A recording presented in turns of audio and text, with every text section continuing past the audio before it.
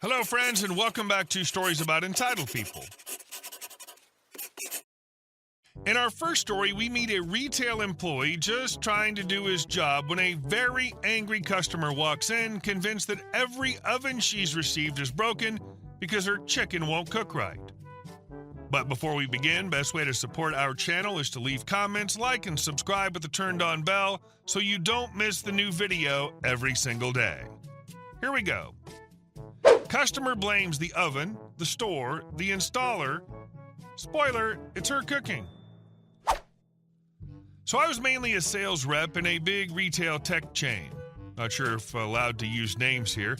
Anyway, sometimes I would be asked to work the support desk, mainly for returns and hardware issues from customers. This was my first time doing this, and I was completely cool with it because I really wanted that experience on my resume at the time. My first customer was a frustrated pregnant woman who I'd seen complaining before over the past few weeks over her oven that she had purchased. She approached me and said she was frustrated because she's back a fourth time because at this rate we've sent her 3 ovens and none of them work. I was understanding, calm, and patient and asked her what the issue was. She said, and I quote, "It always effing undercooks my chicken." She proceeded to blame the installation team, then myself, then the company. Immediately, I realized all of the ovens we'd sent and installed, free of charge after the first one, and she just can't freaking cook. This is where things got worse. I grinned when she said it because I knew what was going on, and she immediately noticed. She proceeded to yell, saying I was laughing at her and being horrible, and screamed for my manager.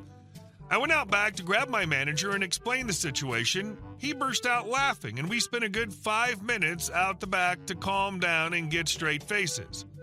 My manager had a chat with her, explained she wasn't cooking correctly, and unfortunately I missed the rest as we were really busy. She ended up filing a complaint against me to regional, which unfortunately legally have to get involved. The RM flew in from London. I live and work in Ireland, and had to talk to me about it. Again, we burst out laughing, and he was happy about his free flight and trip to Ireland. In the beginning, I wish I just commented, "B, you just can't effing cook." But the situation ended up quite hilarious and wasted a lot of time, which I would not rather be spending doing actual work. Wow, I guess she's never heard of a meat thermometer, and that all recipes have suggested times, not absolute cooking times. I'm picturing her in labor yelling at the doctor because the book said it takes 8 hours of active labor and it's been longer. And our second story. No exceptions, he demanded, so we followed his outdated plan to the letter. His bosses were not amused. Background. The store I was working at had deals with suppliers where we not only sold their products, but they were also paying us for a certain space where their products would be displayed. We had the responsibility of restocking it and keeping it in order so it would look nice as stuff were sold out and new were coming in. Roughly once a week, a representative from each brand/supplier would come make it look extra nice, take a picture for his report, chatted to us for a bit, maybe asked us to change a few things here and there. Most of them were nice and chill people, and we had a good relationship with them. Well, not this new guy, whom we shall call Bruce. Bruce was from a company that had rented an entire shelf, think 8 meters wide, 2 meters tall, in our TV section for every cable you can think of. HDMIs, coax, aux, and many others in various lengths and prices, including some very premium. Read needlessly expensive options. When he came in, it wasn't super tidy since it was in the middle of a busy day, but it was in no way a mess or anything. Just normal people bought some stuff, so it's not beautifully aligned and 1 or 2 things are on the wrong hook look. He started chewing up one of my underlings, which I overheard and came over right after I finished with my customer. "Hi, is something wrong?" "The hell it is. This is not what we agreed upon. It's all a mess. Doesn't look that bad to me. Just needs to be restocked a bit." "No, it's all wrong. Look," he said, pointing at the layout on his phone. "This doesn't belong here. This doesn't belong here. This should be over there instead of that." He was yelling while pulling all the stock from the hooks and dropping it on the ground. "Okay, stop. Hold on. Stop. Let's figure this out. Show me the plan." He handed me his phone. I took a bit to go through it and realized it was not updated for years as we didn't carry most of the products listed there anymore. This was common as these layouts were more like a guide for us on how things should look like, at least with the other suppliers. See, you no longer send us these ones or these ones or these. We do what we can to make it nice. We want to sell too. And do you see these? And these? Those are not, listen in here. We need to put them somewhere, and here it makes sense since it's next to these cables. Where else should we put them? All items not listed here go in this miscellaneous bin. Are you new here or something? We send you these layouts for a reason. We expect them to be followed. Is that something you're capable of? Of course. Can you send me the layout via email again with maybe some exceptions if you want us go make any? I might have displaced it. I didn't, but I wanted it in writing. Site, sure, here you go. I don't want to make you guys look bad, so I'm not going to take the photo today, but I need to send my report tomorrow. I'll stop by in the morning. Can you fix it by then? We'll get right on that. Sorry about that. He left and I went to my office to check the email. My plot worked perfectly as the email read, "Please follow attached layout plan, no exceptions." Just to be sure, I called my boss, told him what happened, told him how dumb it is to follow the outdated plan. He knew, but we agreed that that's exactly what he wanted us to do. He approved extra hours for 2 part-time colleagues and we got to work. First, we fixed what he threw on the ground and made it look nice the way we usually do, took a picture, and then started on redoing it according to his wishes. The entire process took about 8 to 10 man-hours, and in the end, 2/3 of the shelf were bare as baby bottom. The miscellaneous bin was overflowing and complete mess, and we still had to put a few huge boxes of stock back to the warehouse.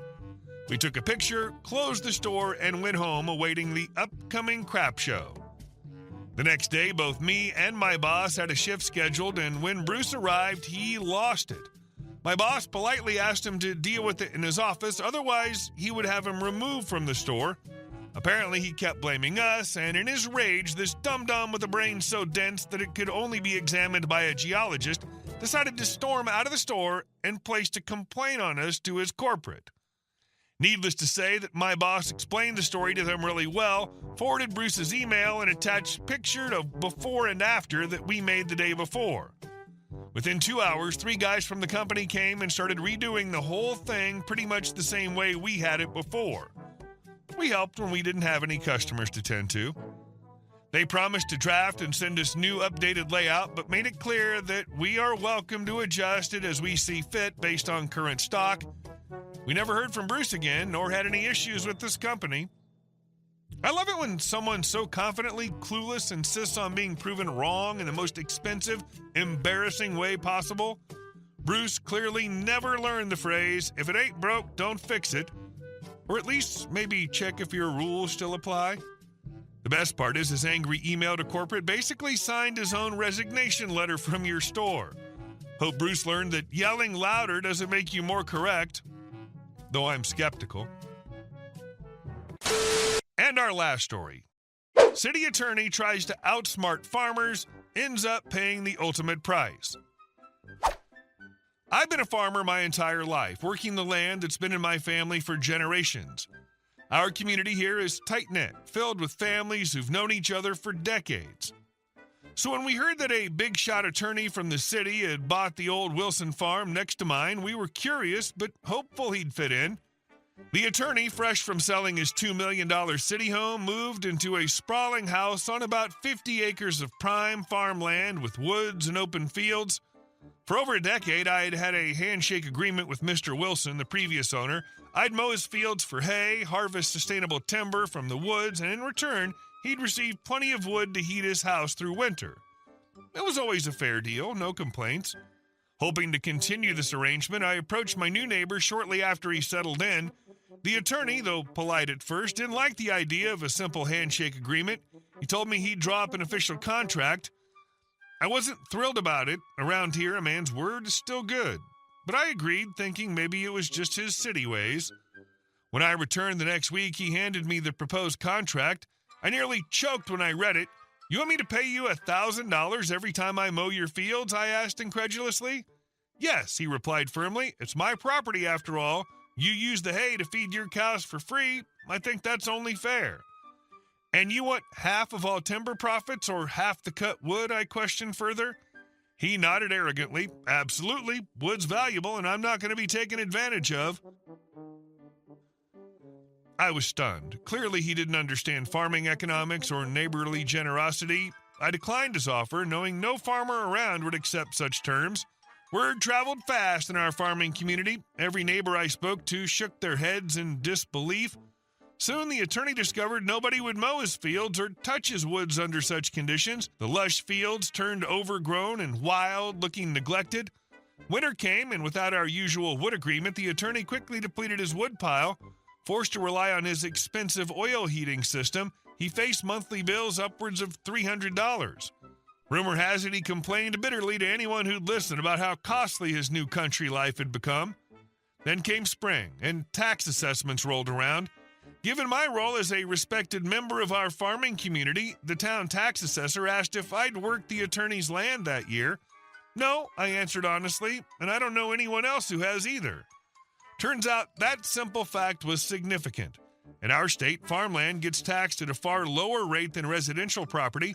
Because no farming activity occurred on his land that year, the attorney's property was rezoned entirely residential. He got a tax bill shock of a lifetime. His property taxes skyrocketed to around $50,000 per year. Furious, he confronted me one day at the boundary fence. "You did this intentionally," he shouted. "I'll sue this entire backward town for every penny." I stood calmly, leaned against the old fence post, and replied, "Maybe in the city things work like that, but out here, you reap what you sow." He stormed off, blustering threats about legal action, but we knew better. Within months, the attorney put the property back up for sale, unable to stomach the realities and expenses of country life. In the end, another farming family bought the land. We quickly revived the old handshake arrangement, and the fields and woods flourished again. Sometimes the land itself teaches the most important lessons. There's something incredibly gratifying about seeing someone so arrogant get exactly what's coming to them. The sheer entitlement of thinking he could monetize a decades-old handshake arrangement and that being stunned when it backfires spectacularly is poetic. Karma isn't always instant, but when it hits beautifully. Glad your land and your handshake tradition survived the encounter with this city lawyer. Hey guys, thank you all for watching the video. I'll see you in the next one.